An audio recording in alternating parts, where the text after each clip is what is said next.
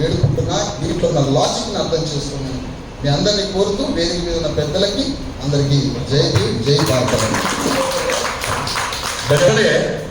ఈ రాజకీయాలను మనం కోరుకుంటారంటే ఇప్పుడు అన్న చెప్పినట్టు ఏంటంటే ప్రతిపక్షంలో ఉన్నోళ్ళు అధికార పక్షంలో ఉన్నటువంటి ప్రతి దౌత్యవేత్త కూడా కోలుకుంటారని ఒక్కొక్కరు కనుక మనం సహకరించుకునేది ఉంటే ఈ త్వరలోనే అయ్యేటటువంటి అవకాశం ఉన్నది.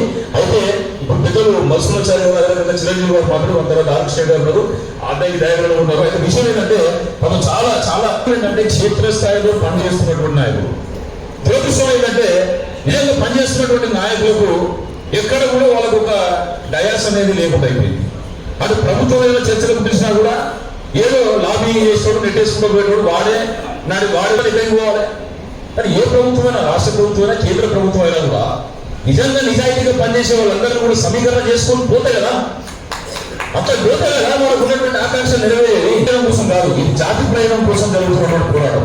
కానీ ఈ జాతిలో కష్టపడుతున్నటువంటి వ్యక్తులు అనేక మంది ఈ యొక్క వేదిక మీద ఉన్నారు. మిత్రులు నందగోపాల్ గారు ఉన్నారు, లేకపోతే నరేంద్ర గారు ఉన్నారు, కర్ణాటక శ్రీనివాస్ గారు, రాజు జీవన్ గారు ఉన్నారు, ఇక్కడ ముంజాల రాజేంద్ర గారు ఉన్నారు, పద్మావతి గారు, వీళ్ళందరూ కూడా మాట్లాడాల్సి ఉన్నది. కానీ ఏంటంటే ఇప్పుడు ఉన్నటువంటి పరిస్థితి ఏంటంటే వాళ్ళకి మాట్లాడే అవకాశం ఇచ్చేది ఉంటే పెద్దలకు ఇబ్బంది అవుతుంది. వాళ్ళు గోడలు వెలబుచ్చుకుందామంటే ఏంటంటే వాళ్ళకు సమయం చిక్కట్లేదు.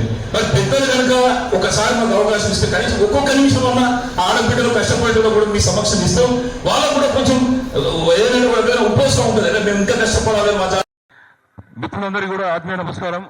కొన్ని ఏర్పాట్లు చేసేటటువంటి క్రమం లోపల కొంత ఆలస్యమైంది, దయచేసి మన్నించాల్సిన కోరుతున్నాం.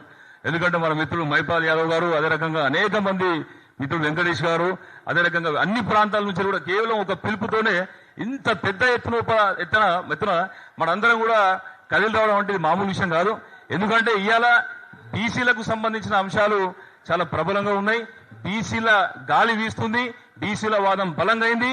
అనేక సంవత్సరాల నుంచి మనం క్షేత్రస్థాయిలో అలు పెరగకుండా పోరాడడం, మన వర్గాల పక్షాన నిలబడడం వల్ల ఇదంతా సాధ్యమవుతుంది. దాని లోపల అనేక మంది ప్రముఖులు పెద్దలు కూడా వస్తున్నారు.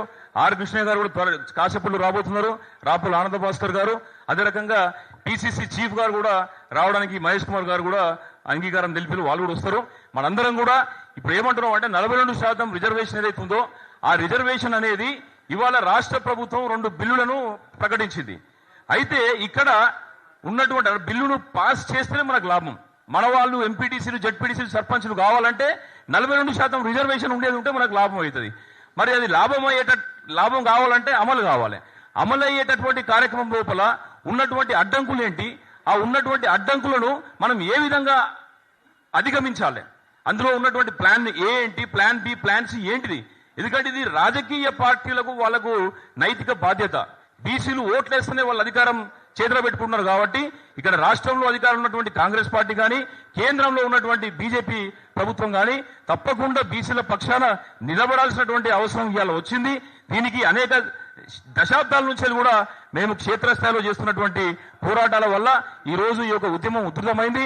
కాబట్టి ఇంతమంది ప్రముఖులు, ఇంతమంది పెద్దలందరూ కూడా వాళ్ళు టైం తీసుకొని మరి రాష్ట్రంలోని నలుమూలల నుంచి ఇక్కడికి వచ్చిందంటే తప్పకుండా వాళ్ళంతా కూడా ఒక మార్పు కోసం వాళ్ళు చూస్తున్నారు. మా మహిళా మనులు కూడా చాలా పెద్ద ఎత్తున రావడం జరిగింది. వాళ్ళకు కూడా రిజర్వేషన్లు రావాల్సినటువంటి అవసరం ఉన్నది.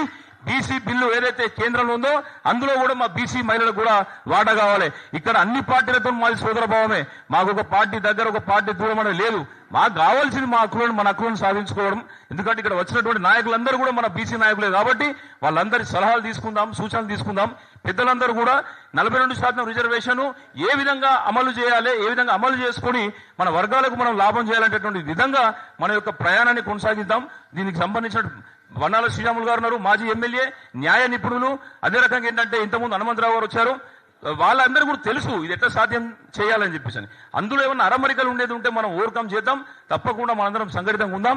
ఇప్పుడు కార్యక్రమాన్ని కొనసాగించేటటువంటి క్రమంలో నేను ఒక్కొక్కరి ప్రముఖులతో నేను మాట్లాడిస్తూ ఉంటాను.